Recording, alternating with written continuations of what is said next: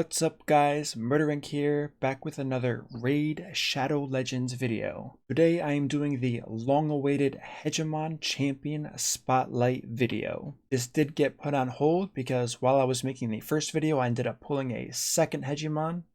So this is going to be awesome. Really excited to show you guys what this champion can do, so let's get right into it. For his A1 we have Graves Grasp. Attacks 2 enemies at random. Each hit has a 35% chance of placing a 30% decreased speed debuff for 2 turns. On his A2, we have attacks all enemies, places a 50% decreased attack debuff for 2 turns. Also has a 50% chance of placing a block cooldown skill debuff for 2 turns. Now the basis of Hegemon's kit, Fateful Arrival passive, always goes first each round.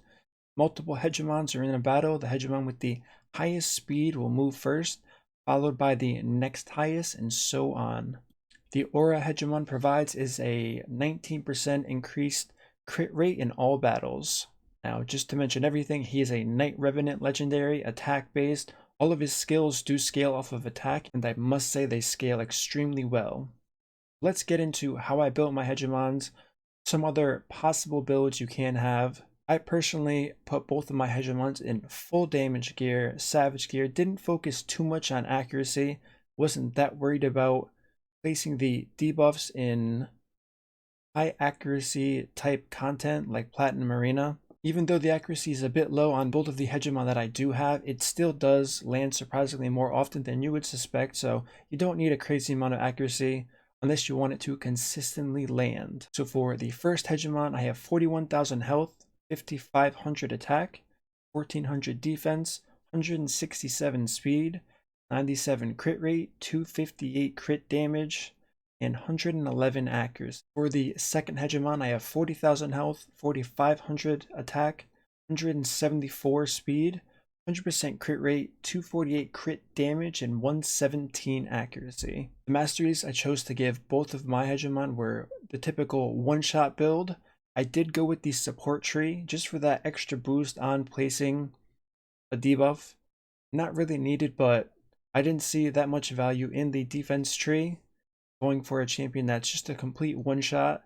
Also, he does have Helm Smasher. Before I move on from the mastery tree, the other way to build Hegemon is instead of taking Helm Smasher, you can go along the defense tree. You can go all the way to Fearsome Presence. This usually works best with building Hegemon, do very little damage, have extremely high accuracy, placed in a stun set, sleep set, or provoke set. This build is most commonly used in somewhere like Platinum Arena.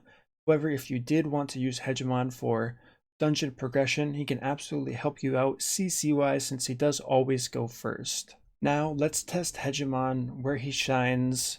I don't want to see the best, but this is where he's usually highlighted.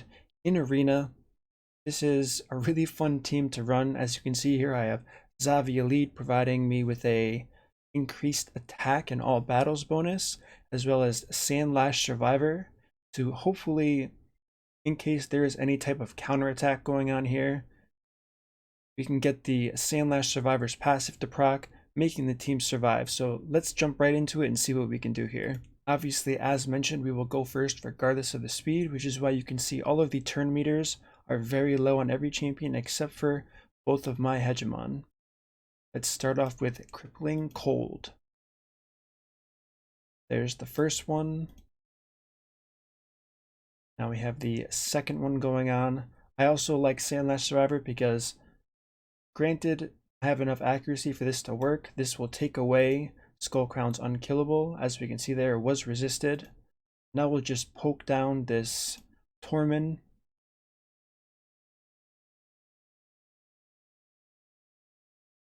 Alright, so that was almost very bad. This can still be pretty dangerous. Alright, so we survived barely, but it still worked. This is why I like to run Sandlash Survivor, just in case a situation like that does occur. Now let's jump right into a second battle here. Let's go back to back with the Crippling Cold again. As we saw there, the counterattack did go off. We did have the passive proc from Sandlash Survivor.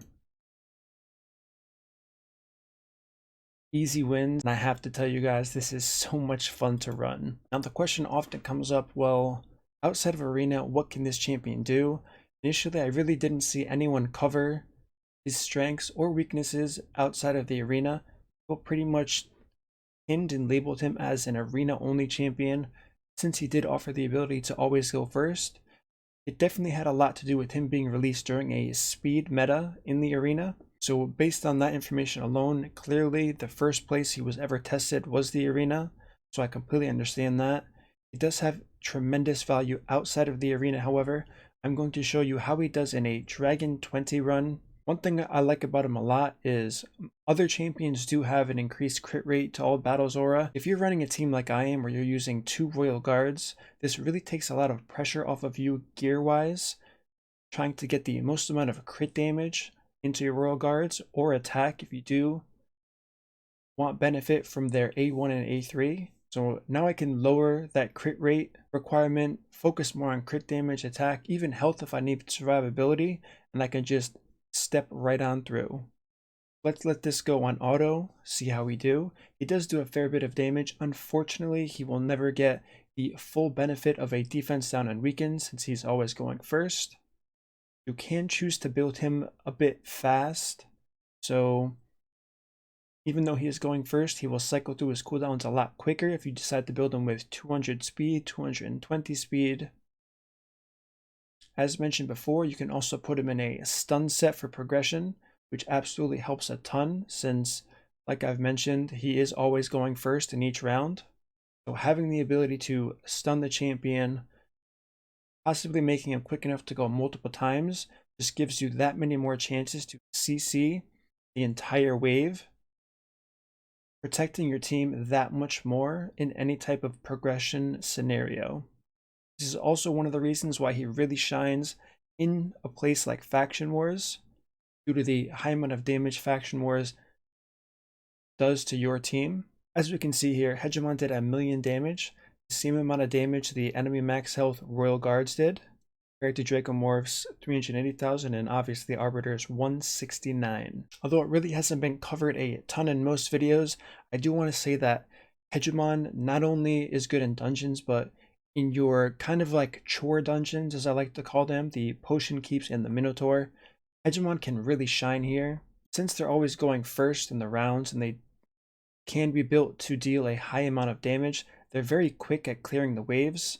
Now, there are some people who have runs that take 11 seconds total, but anyone just starting out, this is an absolute great champion to have. If you do want to get some value outside of arena, just toss them in your Potion Keep dungeons. Just look for efficient farming times overall. As we can see here, I don't have the fastest Hegemons in the world. They are still doing pretty well cycling through all of their cooldowns. As we saw there, 35-second run. I'm sure I could tune this team up, make it more well-rounded. Dracomorph probably isn't the most ideal champion to be running here, nor is Arbiter, but this is simply to show that you can definitely get a quick time out of Hegemon. But I decided to throw in 2 Royal Guards just to see if we can get this run a little bit quicker, highlighting Hegemon even more. I know 35 seconds is pretty quick for most people, but I feel like with people doing 15, 16-second runs, I really want to see what kind of value we can get. Definitely not ideal running 2 Hegemon. 1 Hegemon is definitely enough, and I feel like I'm just slowing things down by adding 2. This is still a lot of fun to run. As we can see, we did improve our time a little bit from 35 to 27 seconds. As you can see there, from my best time, I did get it to 18 seconds. I want to say 99.9% of people don't have 2 Hegemons, so you will only be using 1, especially if you're watching this video. Unless you're watching it for fun, that's probably a common view from the audience since Hegemon isn't a very common champion to have. I do have Mashald in this video. I like to call him my salad. He's going to get a very strong rework if you haven't seen it already. In my opinion, it's very close to a Dracomorph rework. Definitely check out that kit. I'm excited to highlight him when his kit gets changed, if all of the changes stay through. We have already been told that everyone's kit that is due to get changed in patch 1.14 is subject to change, so that is also something to consider. So outside of dungeons, outside of arena, Hegemon is also a viable option for campaign farming. As we can see here, a best time of 5 seconds from any champion. Hegemon built with damage, you definitely don't need as much damage as I have on him. He can do it in 8 seconds. If you build him with lifesteal and with certain stats, he can also farm Nightmare if that's something you're interested in doing. Personally, I stopped farming Nightmare because silver became much more important to me, and the energy per silver is actually lower in Nightmare than it is in Brutal. The only thing that is higher is the experience gained is higher in Nightmare than it is in Brutal, compared to the amount of energy you're going to use. Alright guys, as always, thanks a bunch for watching the video. Sorry about the lighting, I know it's a little different, me having the window open. Hopefully it didn't bother you too much. Thank you for the Patreons for all of your support. You guys are literally the reason I can keep making videos every single day. Thank you to all of the viewers watching.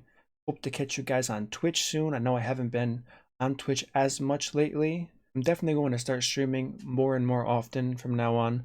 Let me know what you guys want to see in the next video. One thing I have been considering, and it's going to be a slight risk doing this, but I feel like I'm in a good situation to pull off a video like this and really reach a lot of people. I'm considering making an endgame tier list for champions for the dungeons and the clan boss. Since I have access to most of the top players in the game, I'm going to get their feedback, see what they think. We do have the people in our clan with the fastest times, to my knowledge, of speed clears in the game of all level 20 dungeons, so that definitely helps me in putting together a tier list like this. Let me know what you guys think. Would you like to see a tier list like this? It's not going to really be a top tier and bottom tier list. It's just going to be the best champions from rare to legendary in endgame content as far as speed farming goes. Endgame clan boss, meaning at least 2 key Ultra Nightmare. Thank you for watching, and until next time, peace out.